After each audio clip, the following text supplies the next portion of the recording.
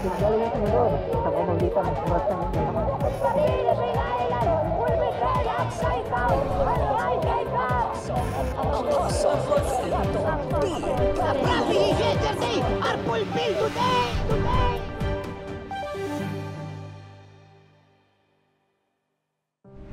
Marami ang nababahala ngayon sa nagaganap sa bansang Pilipinas. Samot-saring problema na halos hindi matapos-tapos. Ano nga ba ang nararapat na solusyon at aksyon para dito? Iba't ibang suliranin ang hinaharap ng bansang Pilipinas sa kasalukuyan.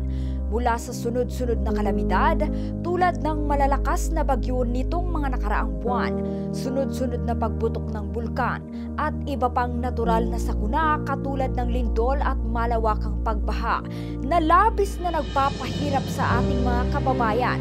Kasama rin dito ang pakikibaka para sa teritoryo ng bansa.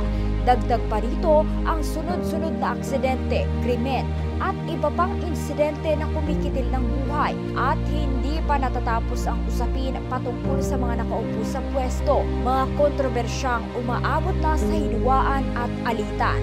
Nito lamang mga nakaraang buwan, umabot pa sa iba't ibang bansa ang balita ukol sa mainit na isyu sa dalawang makapangyarihang leader ng bansa na naging sanhi ng samot-saring reaksyon at argumento mula sa mga mamamayan. Bilang isang mamamayang Pilipino at isang Kristiyano, ano nga ba ang dapat nating gawin patungkol dito?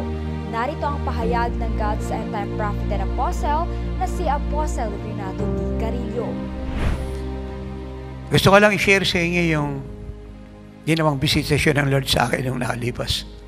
Ano man daw pong usapin na hinaharap natin sa bansang ito, sa ating bayan, sa ating barangay, sa ating pamilya, sa church, dalhin daw po natin lahat sa Kanya.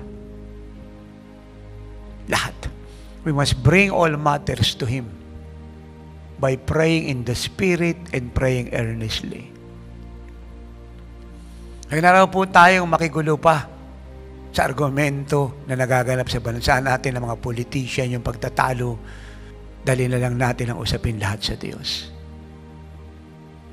At kung ano yung gusto nating mangyari, hingiin natin sa Diyos. Hayaan natin ang Diyos ang magdikta at magpasya ng gusto niya mangyari sa bansang ito. At hingin natin ang tawad kung na-involve pa tayo sa gulo na nagaganap dito at naging partisan tayo ng hindi sinasadya. Lahat ng hindi ayon sa gusto ng Diyos na nakikita natin, dali natin sa panalangin. Let us reverse the history and change the course and the destiny of what is happening in our country by bringing the matter to God. And He assured me, mag-pray lang tayo na mag-pray, lahat iti-turn around ng Diyos. Dali natin sa prayer ang lahat. Tunay ngang walang ibang paraan upang matuntukan ang lahat ng usaping ito maliban sa ating sama-sama, maapoy at walang tigil na pananalangin para sa kaayusan at kaligtasan ng bansang Pilipinas, gayon din ang mga bansa sa buong mundo. Kaya naman, sa darating na December 13 hanggang 14, 2024, araw ng Biyernes at Sabado, isang malawakan at dakilang pagtitipon ng pananalangin ang magaganap sa kampo ng Ministeryong Jesus is Our Shield Worldwide Ministries. Sama-sama tayong magtipon at magkaisa sa puso, isipan at espiritu para sa Living Like Jesus Worldwide Prayer na may temang One Heart, One Mind, and One Spirit. Ang dakilang pananalangin na ito ay gaganapin sa Jesus is Our Shield Worldwide Ministries God's Dwelling Place, Katangan Street, Barangay Aguado, 13, Martires City, Cavite. Hindi lamang ito paraan upang lumaya ang ating bansa mula sa kahirapan, kaguluhan, sakit at karamdaman, kundi ito rin ang pagkakataon mong maranasan ang mas mataas na antas ng pananalangin na nagbubukas ng kalangitan upang ibaba ang sagot ng Diyos dito sa lupa. Tayong lahat ay malugod na iniimbitahan sa dakilang gawaing ito, lalong-lalo na ang buong body of Christ. Para sa inyong pagpaparegister ay maaaring mag-iwan ng mensahe sa official Facebook page ng ministeryong ito at www.facebook.com/JIOSWMofficial.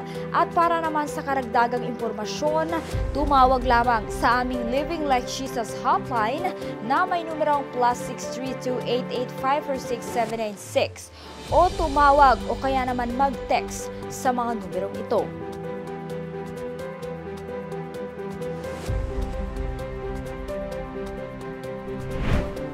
Hindi nagbabago ang propesiya ng Diyos sa bansang Pilipinas. So let us pray for the fulfillment of the promises and prophecies of God to this nation. For prayer fulfills the prophecy.